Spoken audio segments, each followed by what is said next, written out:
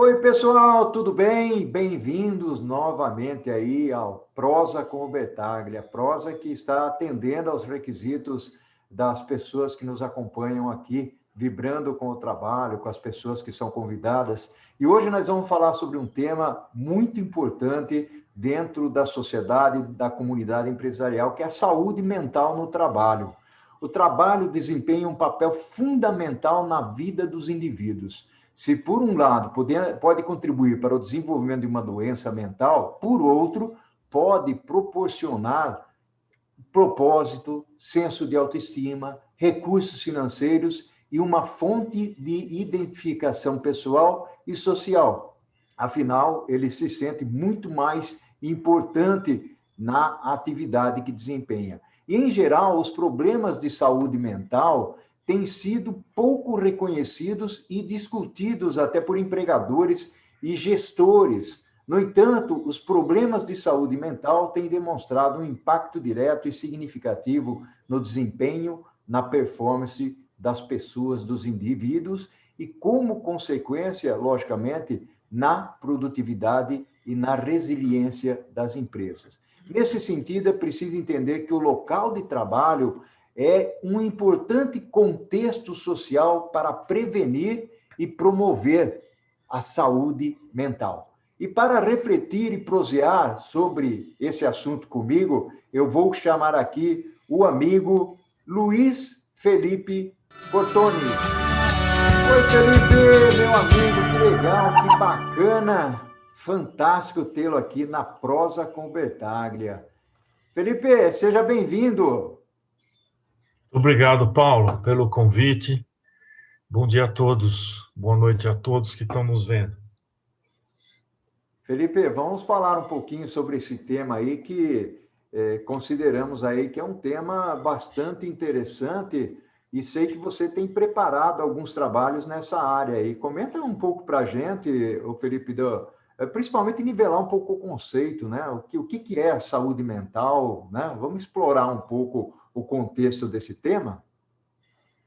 Vamos sim, Paulo. Na verdade, o tema aflorou principalmente, já vinha sendo discutido antes da pandemia, e com a pandemia a história piorou bastante. Não é? Os índices de adoecimento aumentaram muito, não é? com o advento aí da pandemia.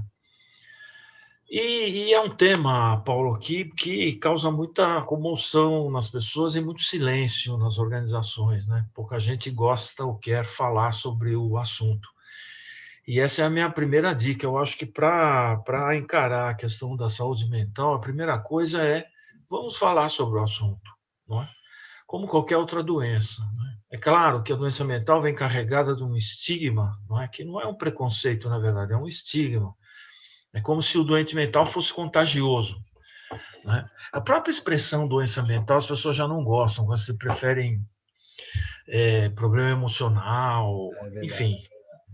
Isso um pouco para aliviar, porque o tema pesa, né? Então, a história do estigma, não é? É um outro contribuidor muito forte para que as pessoas não comentem, não é? Que estão com algum problema desse tipo nas organizações, porque sabem que serão, de alguma forma, não é? Serão afastadas do convívio. Tá? Querendo ou não, não é? O estigma afasta as pessoas. Né? E há uma estatística, Paulo, que fala que o estigma faz com que as pessoas adiem em 80% do tempo para procurar uma ajuda. Né? Então, o estigma realmente dentro das organizações é o grande inimigo de vamos falar sobre o assunto, entendeu? E hoje em dia, Paulo, não há quem não tenha na sua família, no seu grupo de amigos, mesmo colegas de trabalho, que não estejam sofrendo de algum tipo de doença mental, né? Essas com as quais a gente está lidando cotidianamente. Então, cada vez mais, dentro das organizações, a ideia é falar sobre o assunto, não é? Para poder entender um pouco do que se trata. Não é?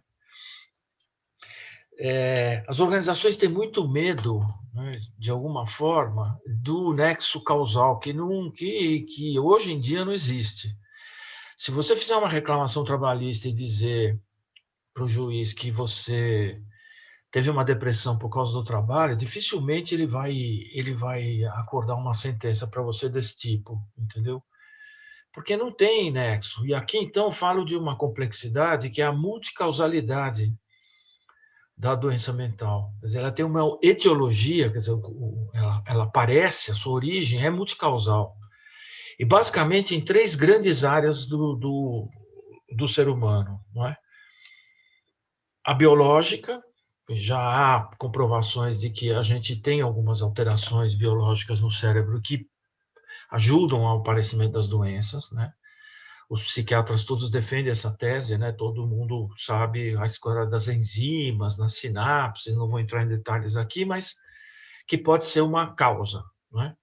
A outra é psicológica, quer dizer, nós, o que nós somos, a nossa identidade, a maneira como a gente se relaciona, enfim, nós, né? O nosso mundo mental. E, por fim, o social, os relacionamentos, em todos os lugares que eles acontecem. Tá? Então, você tem uma etiologia, como eu falei, multicausal, biológica, psicológica e social. Ou seja, alterações muito fortes de relacionamento, né? A perda de um ente querido, a separação de um casal durante que está junto há muito tempo, isso tudo pode, de alguma forma, né, desencadear. Com o compromisso das outras duas, né, isso pode desencadear. Quando eu digo compromisso, estou querendo dizer uma pessoa que perde um filho, né, e tem um ataque psicológico muito forte, fica sem defesas, né, e isso pode desenvolver uma doença. Não é? Portanto, a gente tem que olhar para isso com essa complexidade. Ok. O Felipe, deixa eu fazer um pontinho aqui contigo. É muito bacana isso que você falou, bastante esclarecedor para as pessoas que acompanham a gente aqui.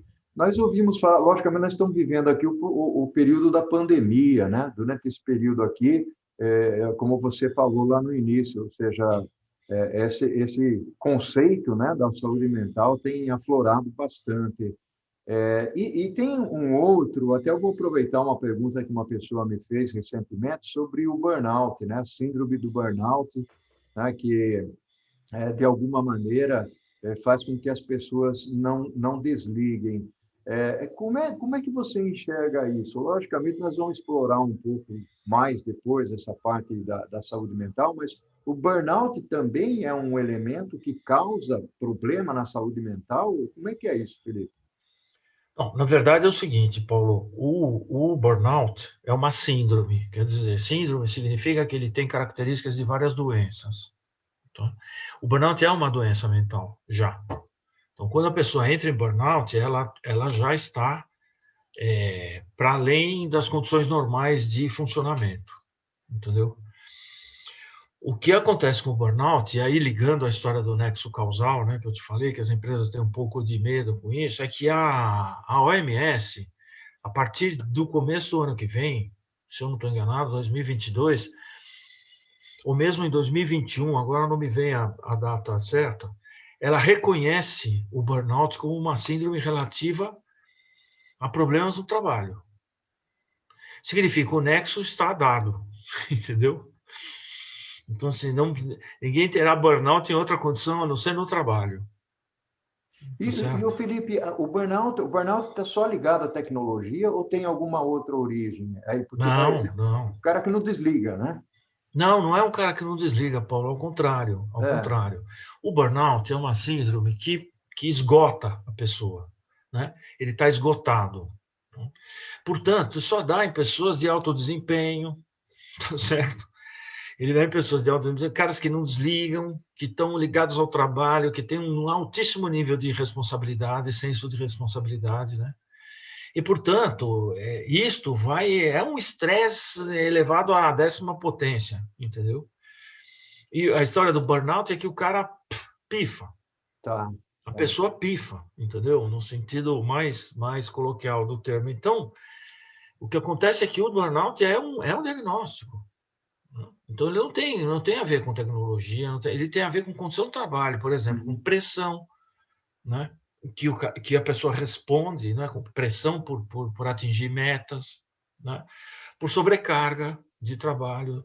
Só que, no fundo, as pessoas que não aguentam, elas não chegam no burnout, entendeu? Quem não aguenta uma sobrecarga ou não está bem num ambiente de trabalho, onde a pressão é muito forte, onde os relacionamentos não acontecem de maneira humana, né? Não humanista, mas humana, dentro de condições humanas. Aqueles que desistem antes, eles não chegam no burnout, não é? Por isso eu te disse, né? São pessoas de altíssima responsabilidade que se atiram, que querem, que respondem à pressão, entendeu? Só que tem uma hora que é uma condição inumana, quer dizer, a pessoa pifa, né? Como eu te falei. Tá. Então, assim, Paulo, o burnout está dando também em home office, tá? E bastante, e bastante. Então, eu conheço vários casos, pertíssimo de mim, por exemplo. Então, não é que você tem que estar num ambiente, não, mesmo à distância, né? A gente está vendo, né, Paulo, muita gente reclamando de muito trabalho, né? Porque esse não era o home office que a gente queria, né, lá da qualidade de vida. Esse é um home office impositivo que muitas empresas não escolheram e, portanto, não sabiam lidar, né? Então, a gente sabe histórias malucas de gente pedindo para o cara... já apareceram softwares, Paulo, de tirar foto de 10 em 10 segundos para ver se o cara está no local de trabalho, para ver se ele está em frente à tela, entendeu? Ou seja, as loucuras de controle de algumas organizações que não sabiam o que é o trabalho em casa, não é? Começaram a despontar, né, na cabeça de vários gestores. E isso criou uma situação bem indigesta para quem trabalha à distância, entendeu? Não era aquele, né? Porque desculpa, o home office planejado, discutido, não é? Significa que a organização fez um esforço de tentar entender o que é e liberar. Agora, impositivo, onde ninguém tinha controle, não sabia o que era, algumas organizações reagiram muito mal. Muito mal. Tá. E aí, Felipe, você está falando de alguns transtornos, algumas origens, né, dentro desse processo todo, e o que nós estamos falando aqui é o que vem a causar o problema de saúde mental nas pessoas. Interessante isso que você está falando, o Felipe, com relação ao controle, né? Porque logicamente, tem alguns discursos na sociedade ou dentro das empresas, né? Que o líder tem que ser open, tem que ser aberto, não pode botar pressão demais, senão a pessoa espana, né? E essa história de ficar controlando demasiado, tirar fotografia, né? Tem um processo aí que se chama confiança, né, Felipe? É um negócio difícil, né? Em parte é compreensível, né, Paulo? Em parte é irracional. Quer dizer, é compreensível que algumas empresas que nunca conviveram com isso tiveram que desenvolver uma aprendizagem com isso. Tá? Então, eu soube de casos de gestor que exigia que a pessoa batesse ponto, entendeu? Então, a história da confiança, você tem razão, está na raiz disso, né? Quer dizer, o cara distante de mim não trabalha. Então, isso é uma crença, né, de gestão muito forte, né? Que a pessoa assim que não tiver controle, ela não trabalha. Isso não é verdade, né, Paulo? É verdade. Ao contrário, os caras que têm burnout são os que estão mais trabalhando, entendeu? São os que estão mais estressados. Né? E a gente está falando do burnout porque ele é muito característico, está sendo falado muito, né, nos últimos tempos, exatamente por conta dos ambientes organizacionais, não é, que mudaram bastante. E mesmo antes da pandemia, tá, Paulo? Isso é importante lembrar. Mas, assim, o estresse, essa denominação genérica, né? A depressão, a ansiedade, às vezes o estresse pós-traumático. Isso tudo está acontecendo dentro das organizações. E acho importante falar o seguinte: qualquer uma dessas que eu nomeei aqui são curáveis. São curáveis. Inclusive a ansiedade, Felipe. Isso. Os distúrbios, alguns entendem o burnout como um distúrbio de ansiedade também, entendeu? E nós somos campeões mundiais de ansiedade, né, Paulo? Na sociedade brasileira, nós somos o número 1 no mundo em ansiedade. Tá? Essa história de que o brasileiro fica numa boa, né? Zé Carioca, tal, mas nada disso. Nós somos realmente ansiosos. Eu disse então que, olha, são todas curáveis, tá, Paulo? Isso significa que com medicação, não é? Medicação, psicoterapia e apoio social, então veja, naquelas três dimensões, medicação opera no biológico, tá certo? Psicoterapia opera no psicológico e apoio social, quer dizer, alguém que deprime precisa de apoio, alguém que está ansioso precisa de apoio de colegas, de parentes, de chegados, enfim.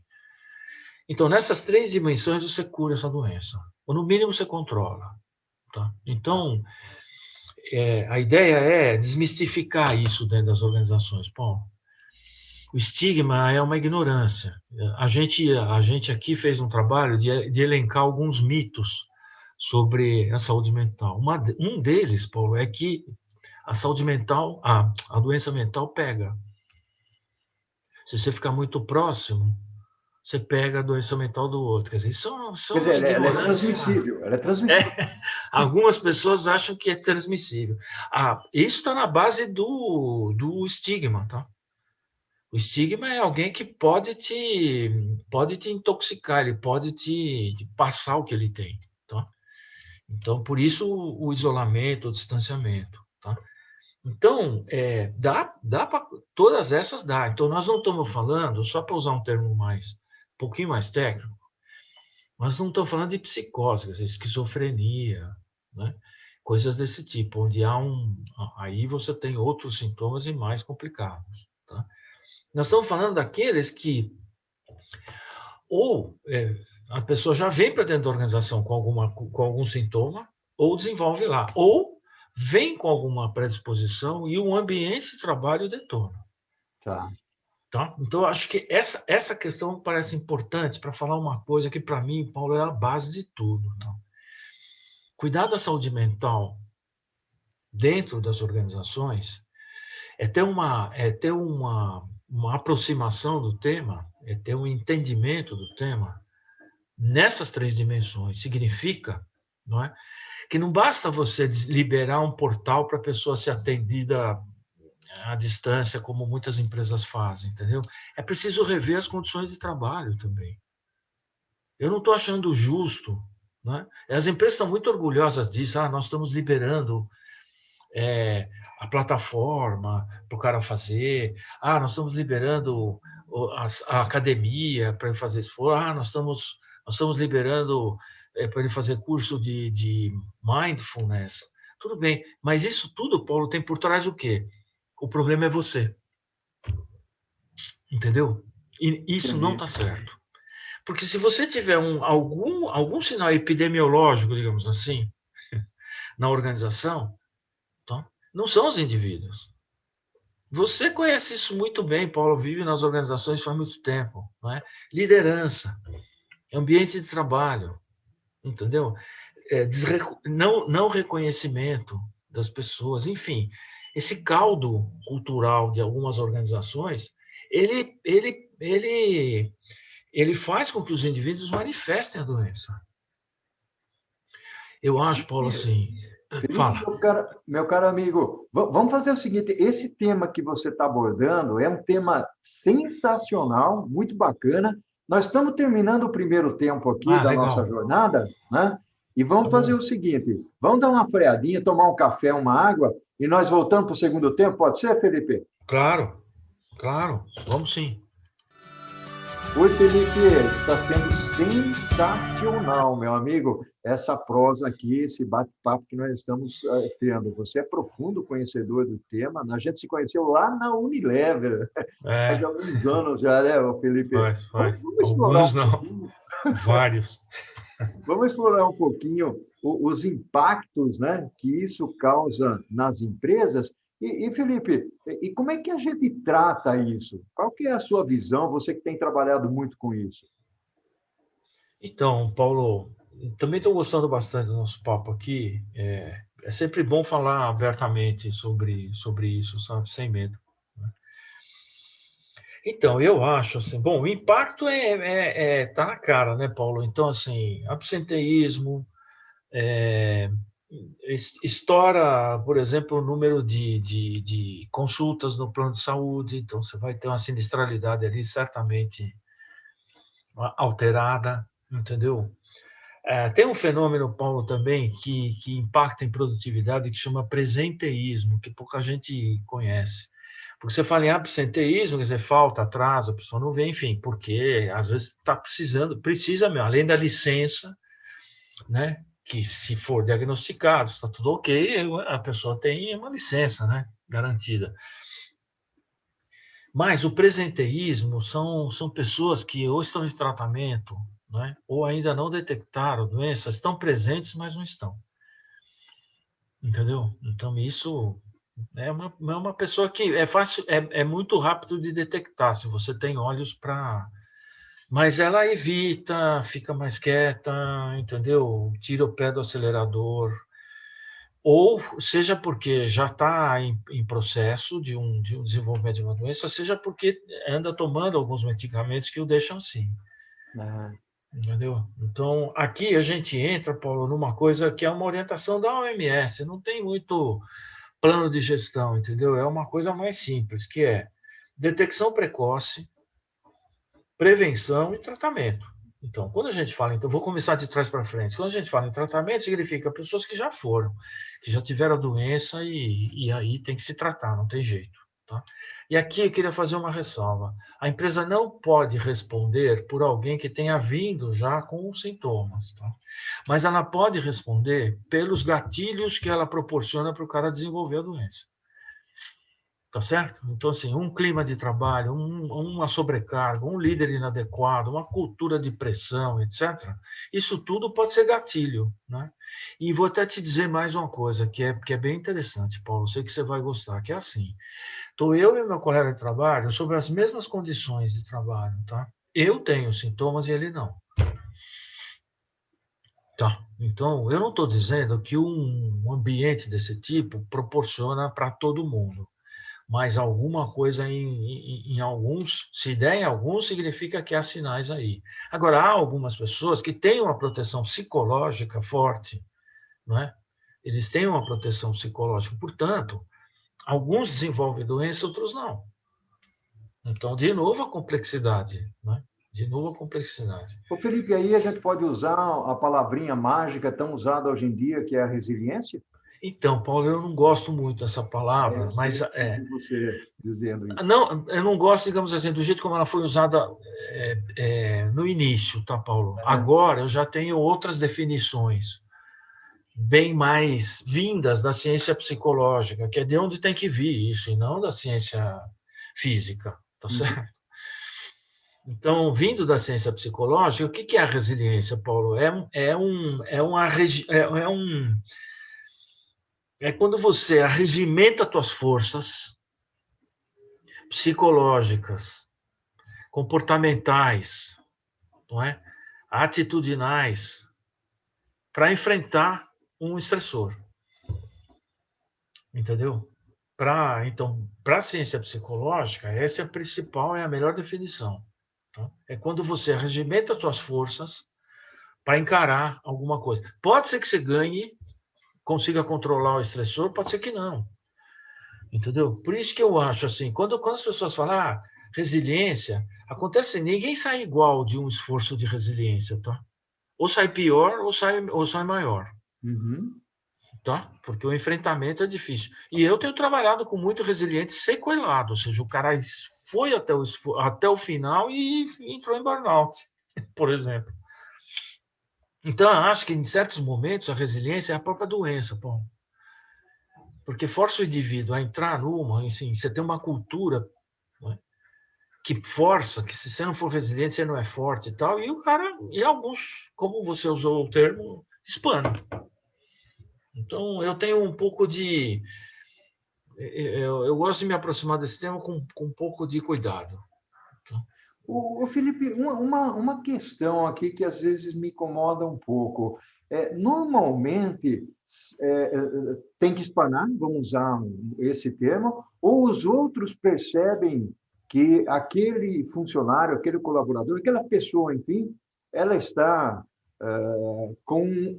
no processo de, né? Ele está com burnout, mas que características, por exemplo, que a pessoa que está começando a ter isso, ela pode perceber? Porque, às vezes, ela entra num ritmo que ela não percebe que ela está tendo esse problema, não é verdade? É. Vamos voltar, então, naquelas 3 da OMS, Paulo. Falamos, então, do tratamento. Tratamento teve o sintoma, está diagnosticado, vai ter que seguir naquela linha de tomar remédio, de fazer terapia e de apoio social, tá certo? No caso da prevenção, por exemplo, ou vou começar pela detecção precoce, é um pouco isso que você está falando. Não é? Mas aí você precisa ter pessoas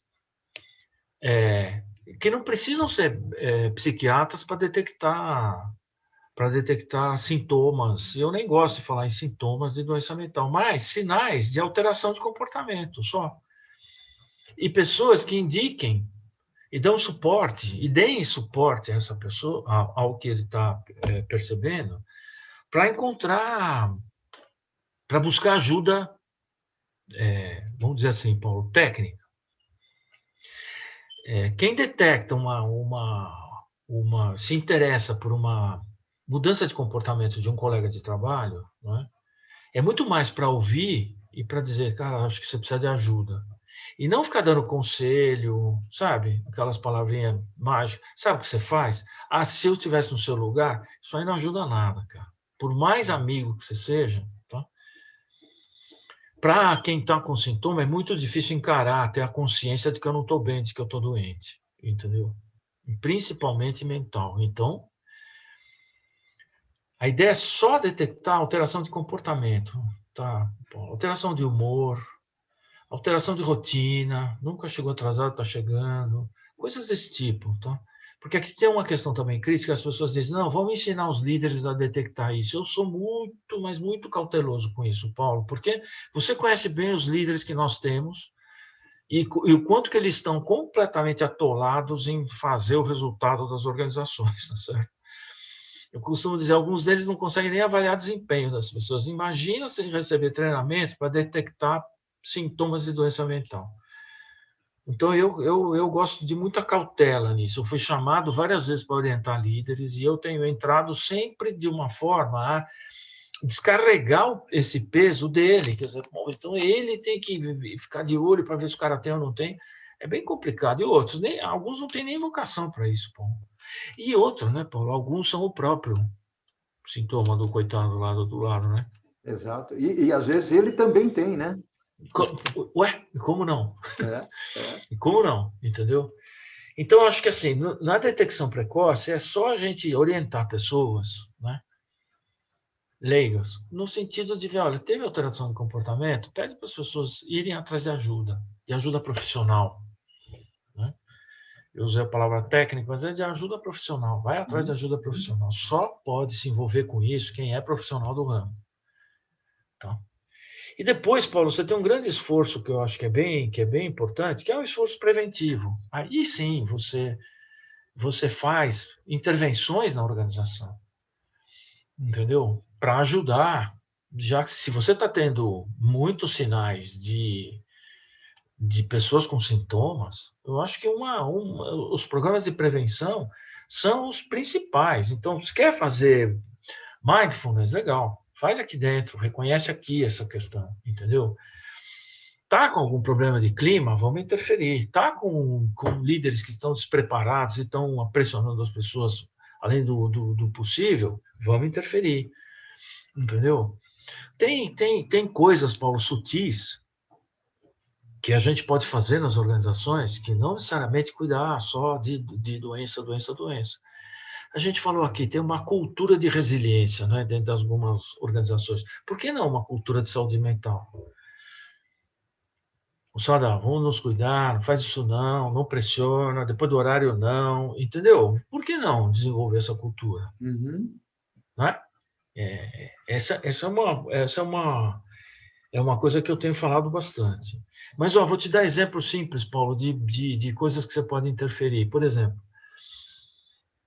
o indivíduo está voltando da sua licença porque saiu com sintomas, foi detectado, o cara tem, sei lá, tem uma depressão, e ele então saiu e voltou da licença.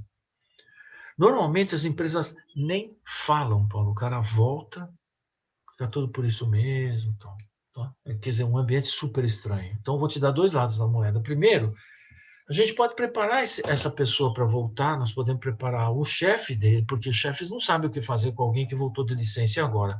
Continua pedindo performance? Não, o cara pode, ele está mais frágil, ele está mais forte, como é que ele está? Então, orientar a pessoa que volta, orientar o chefe que volta, orientar a equipe que vai receber a pessoa de volta. Tá? Porque pensa bem, Paulo, nós estamos aqui, somos uma equipe, trabalhamos junto, mesmo que à distância. De repente, um de nós sai e parece que está com depressão. Eu posso te dizer, por exemplo, várias perguntas que, se eu fosse membro da equipe, eu me faria. Primeiro, vai dar em mim? Isso. Foi aqui? Tá certo? É por causa do nosso chefe? Entendeu? Ele é um cara mais fraco? Você entendeu, Paulo? Todas essas perguntas e outras tantas, né? A pessoa que fica tem. Porque, pô, um colega que estava aqui até agora, de repente saiu com sintomas de ansiedade ou de burnout. Como? Por quê? Onde? Quando? Entendeu? Eu vou ter. Tem a ver com a pressão no trabalho? Tem a ver com o nosso ambiente? Tem a ver comigo? Será que fui eu que.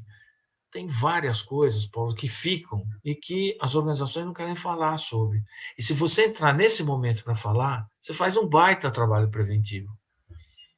Que bacana, Felipe. Bacana. Usando só esse fenômeno de alguém que saiu. Então, essas são as três dimensões, tá? A detecção precoce, a prevenção e aí o tratamento. Nas duas primeiras, você tem economia de custos.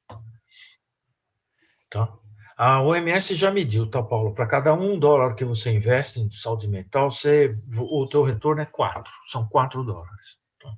Isso é 400% disso. Esse número é fantástico, hein? 1 para 4. Isso é a OMS, tá? Não sou eu não que estou falando. Tá. Tem gente que já mediu, inclusive, uma dessas Big Five consultoria, Paulo, que já mediu, por exemplo, o custo do presenteísmo, que é maior do que o do afastamento. Entendeu? Entendi. Então, são números assim que estão todos encobertos, que estão todos silenciosos por conta do estigma. Entendeu? Por conta de se tratar de saúde mental, de doença mental. O Felipe, e você faz esse trabalho nas empresas já há longo tempo, né? Faço. Tá. Faço. São poucas, tá, Paulo, que encaram. Porque, como eu te falei, a saída mais fácil parece ser assim, vai se cuidar. Você teve um problema. Tá? Mas, pô, peraí. Tive um problema aqui, não é? Posso te apontar os gatilhos, o que me fez ter um problema. E esses gatilhos fazem também, não é? Detonam também doenças entre os outros, entre outras pessoas. É isso que estou falando. Então, não é justo você mandar a pessoa para se cuidar quando o local de trabalho é um produtor de doença. Sim, sim. Entendeu? Isso eu tenho falado com muito cuidado para não ferir suscetibilidades e tal, mas não pode. É só olhar a origem da doença, Paulo, como eu te falei, a etiologia, que você tem ali as dicas claras de como cuidar disso. Então, negar o ambiente de trabalho como um ambiente estressor e que pode produzir doença não é a melhor saída. Maravilha, meu amigo. O Felipe, fantástico, meu amigo. Eu falei para você no início que a prosa ia passar rapidinho, né? E nós já estamos finalizando aqui. E Felipe, eu tenho uma gratidão enorme, né? Admiro muito o seu trabalho, tá? Agradeço aqui de coração a sua participação, a contribuição que as pessoas nos acompanham. E você pode estar certo, você está fazendo um tremendo trabalho aí para as pessoas, para as comunidades, né? Sociedade e tudo mais. Bem legal, Paulo. Muito obrigado, viu, pelo convite. Eu acho assim, toda vez que a gente tiver que falar sobre isso, nós temos que falar sobre isso, entendeu? Perfeito. Não tem jeito, tá? Sem, Maravilha. sem Um- tratar como uma questão humana, né? É isso aí. Um abraço virtual para você, meu amigo. Tudo de Tchau. bom, Obrigado. tá? Obrigado. Ao infinito, costumo dizer, É, ao infinito e além, né? tá bom. Tá? Um abração para você. Tudo de bom. Obrigado. Tchau, Obrigado, tchau. Paulo. Tchau.